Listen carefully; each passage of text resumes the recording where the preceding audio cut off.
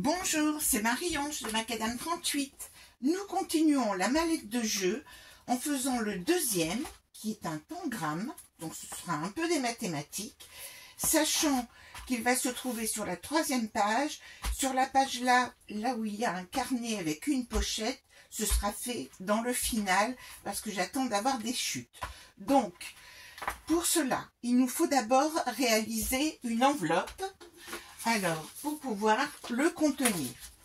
Donc, pour cela, vous allez découper dans une feuille 30 un morceau qui fait 25 par 25 et vous allez utiliser votre planche à enveloppe. Alors, si vous ne l'avez pas, ma foi, il faudra vous en procurer une. Et donc, pour pouvoir faire cette chose-là, vous allez positionner votre feuille. Alors, j'ai choisi ce motif-là.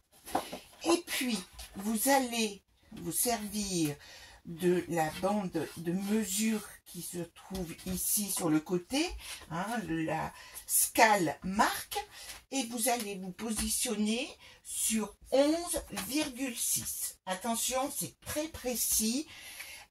Il va falloir être vraiment d'une très grande précision parce que 1 millimètre entraîne des conséquences qui feront que l'enveloppe pourrait être trop grande par rapport à notre feuille de papier et donc il va falloir être très efficace. Alors je me rends compte bien entendu que j'ai oublié un outil. Alors on va faire sans outil, du moins je vais essayer, à savoir que je mets un côté de ma feuille à 11,6 et que je vais donc faire, comme j'ai oublié mon outil, je me sers de mes ongles pour tracer le premier trait ici. Ensuite, alors on ne le voit pas mieux de l'autre côté, je le fais sur le blanc. Ensuite, le repère que vous avez ainsi fait, vous le positionnez sur le score guide. Normalement, vous devez arriver à 13,1. Mais là, il va falloir compter, entre guillemets, sur votre précision avec l'effet d'optique. Je fais le deuxième, la deuxième, pas diagonale, mais presque, ici. Je tourne encore un quart de tour et là, l'important, c'est de bien vous remettre sur 11,6 de façon à ce que, alors même si vous avez l'impression que ça décale un petit peu ici, mais respectez la mesure de 11,6 pour que votre enveloppe soit bien régulière. Puis ici, comme ceci, et la dernière, comme ceci. Et ça y est, votre enveloppe est terminée. Alors, on va vérifier tout de suite que la mesure obtenue ne dépasse pas les 17. Voilà, donc cela fait 17,4 sur 15,1, ce qui sont des dimensions parfaites pour entrer sur notre page. Ensuite, vous allez utiliser l'outil toujours associé à l'enveloppe, à savoir que vous allez couper les angles. Si vous n'avez pas cet outil, ici, vous allez couper au ciseau. Donc là, moi, je le fais avec l'outil de base. Donc, on coupe ici. Voilà. Et ça y est, votre enveloppe est terminée. La voilà. Il va y avoir deux petites choses à faire pour qu'elle soit parfaitement utilisable. Donc, je vous confirme qu'elle va parfaitement rentrer sur notre support. Voici. Donc, ce qu'il nous faut faire, c'est couper cette petite pointe-là. Donc, je vais le faire. Je prends deux petits repères ici. Et je vais donc couper cette partie-là. Et cette enveloppe ne sera pas collée, hein, mais vous le savez que si vous aviez besoin de pouvoir mettre la colle aux différents endroits. Et puis, je vais arrondir cet angle-là, comme ceci. Et pour pouvoir la fermer, nous allons faire une simple encoche qui fermera cette enveloppe. Alors, je me positionne pour que cela rentre bien dans mon... que je puisse la glisser dedans. Je vais faire 2 repères à environ... Alors, j'essaie de me mettre droite, de part et d'autre de ma pointe. Alors, je sais, hein, vous n'allez pas beaucoup le voir. Je vais vous donner une dimension. C'est environ par rapport à 2 cm de la pointe pour qu'il y en a qui restent. Alors, j'ai repéré ici et je repère, voilà. Moi, j'y vois bien. Vous y verrez aussi parfaitement. Alors, ici, cela donne un trait qui est environ, voilà, c'est bien ce qu'il me semblait, par rapport à ma pointe ici, qui est environ à 2 cm. Je le trace pour essayer de vous le montrer. Alors, je me sers de mes lignes pour être droite. Et donc, je vais faire ainsi une fente dans lequel, alors, je prends mon cutter que j'avais il n'y a pas si longtemps. Ah ben voilà, mon cutter s'est envolé, bien sûr. Donc ici, je vais faire une fente de 2 mm.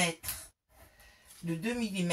Quand je retrouverai mon cutter, je le découperai. Je vais faire une fente et ainsi, je pourrai rentrer ici la pointe à l'intérieur. Voilà pour cette feuille, pour cette enveloppe. Donc, les finitions sont faites après. Le plus important, c'est de réaliser le tangram, bien sûr. Et pour cela, il vous faut découper un carré de 15 par 15. Alors, un carré de 15 par 15. Et vous allez en faire un dans du papier déco et un dans du canson 300 grammes. Un dans du papier canson 300 grammes et un dans du papier déco. Alors, j'ai pas fait une déco. Ah, mais c'est ça, c'est que j'ai, a priori, j'avais un autre morceau de papier déco. Ah, voilà. Bien sûr, mon papier déco, c'est celui-ci. Hop. Et non pas mon bleu. Voici. Alors, je me rends compte que j'ai un petit débord, donc il va falloir que je coupe ce petit débord. Et pour cela, ben voilà, j'ai retrouvé mon fameux cutter. Excusez-moi. Alors, c'est encore les 15-25 mm. Hein. Je n'avais pas mis à la bonne dimension de 15. Donc, je vais le faire dès à présent. Je vais la coller comme ceci. Je serai sûre que cela ne bougera pas. Je vais mettre le côté, je vais mettre la colle sur le côté granuleux de mon papier canson pour être plus précise lorsque je tracerai les traits de mon tangram.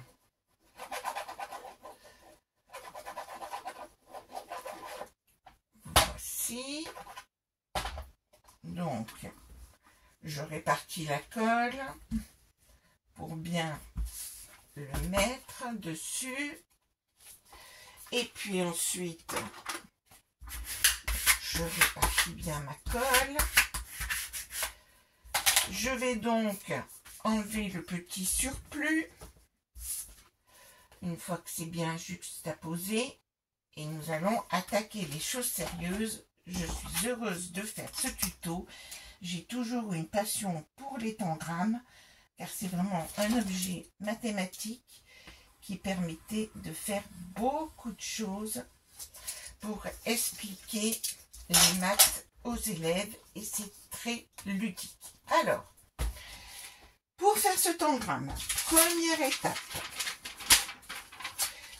étape, alors nous allons faire un schéma qui ne sera pas, qui sera grossier entre guillemets sur mon ardoise, mais comme il s'agit de parler de milieu, eh bien vous verrez que cela va être très simple. Alors, premier trait qu'il nous faut tracer, ça va être une première diagonale comme ceci. Je trace ma première diagonale. Là, ça va toujours être du trait précis. Une fois que j'ai tracé ma première diagonale, je prends le milieu de cette diagonale et vous allez pouvoir constater que cela donne comme mesure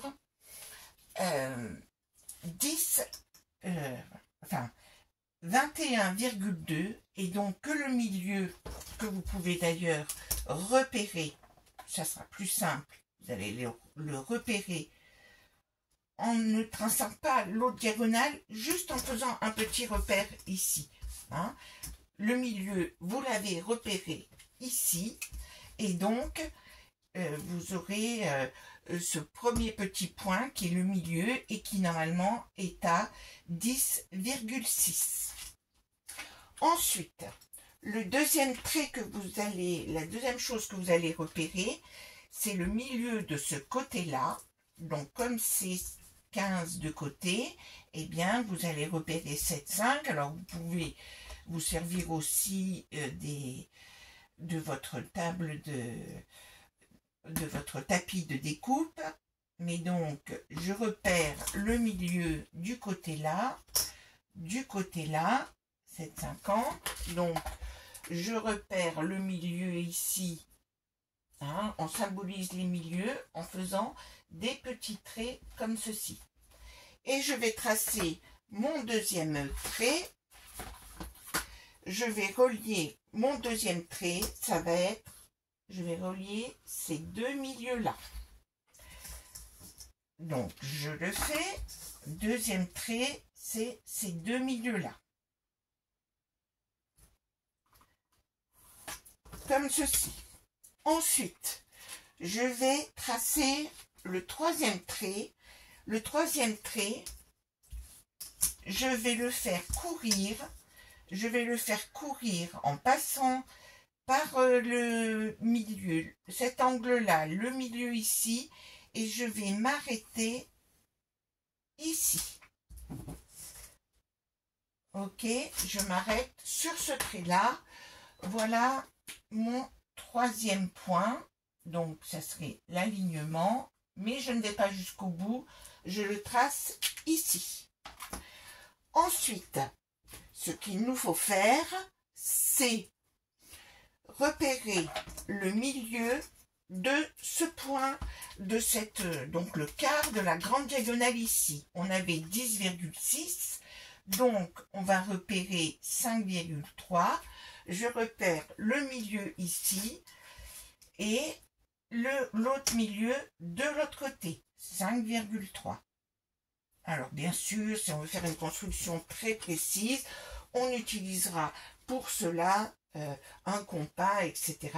Mais là, vous allez simplement repérer le milieu ici, donc milieu, milieu, milieu, milieu. Donc vous avez un quart, un quart, un quart, un quart de la diagonale et qui mesure donc 5,3 pour chacun de ces petits quarts-là.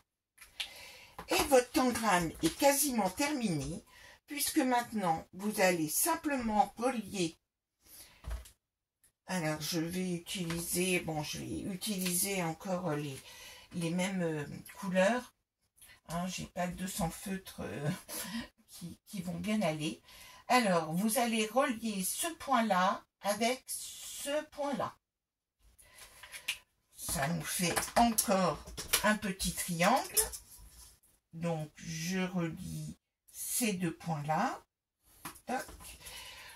Ensuite, je vais relier ce point-là avec le milieu ici. Et je vais obtenir cet autre triangle-là, comme ceci. Je le fais aussi sur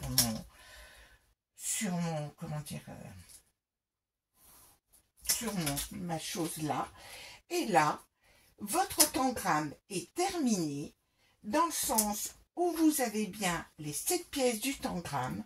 Vous avez une pièce ici, la deuxième pièce ici, la troisième pièce, on va dire que c'est la petite là, qui est identique à celle-ci, cette quatrième ici. Ensuite, vous avez un carré ici. Ici, c'est un carré. Ensuite, vous avez un trapèze ici, 6. Et la dernière pièce, ici, 7. Nous les découpons. Soyons fous. Alors, je commence par découper la première partie ici.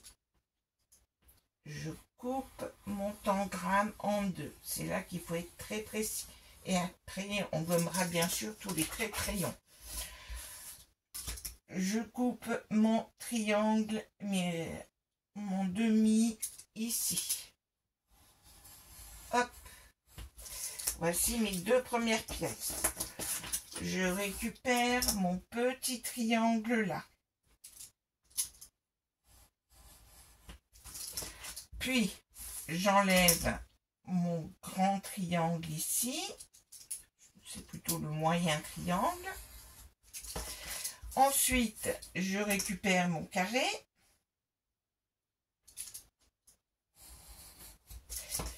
Et puis,